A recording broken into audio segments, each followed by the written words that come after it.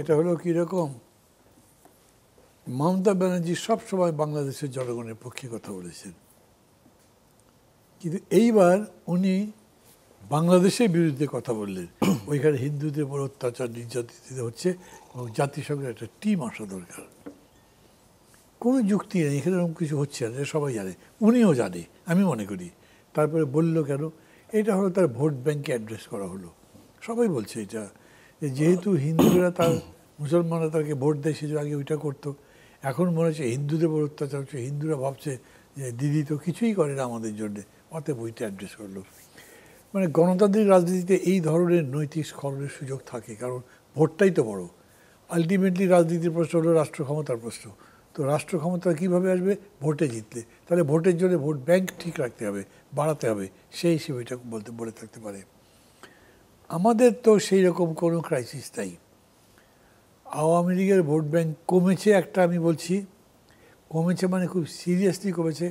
এটা বাড়াবার জন্যে তাকে এই 15 বছরের শাসনের একটা যৌক্তিক বয়ান তৈরি করতে হবে। এটা পারবে না, কারণ তার পিয়ন 400 কোটি টাকার মালিক হলো, নিজে বলেছেন শেখ হাসিনা। কী বলবেন যে আমি এইভাবে হয়েছে, সে এই ব্যবসা করেছিল, একটা মানে তার ইনকাম রিসিভ বানিয়ে দেখাতে পারবে, তাই ব্ল্যাক মানি প্রমাণ হবেই।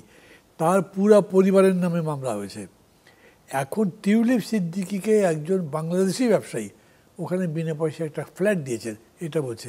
এমনি এমনি বিনা পয়সায় ফ্ল্যাট দেয়, কাউকে বোঝাতে পারবেন?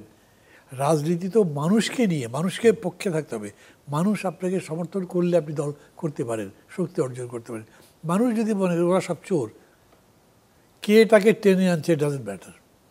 ইভেন বিএনপিও যদি টানে, আওয়ামী লীগে টেনে আনতে পারবে না।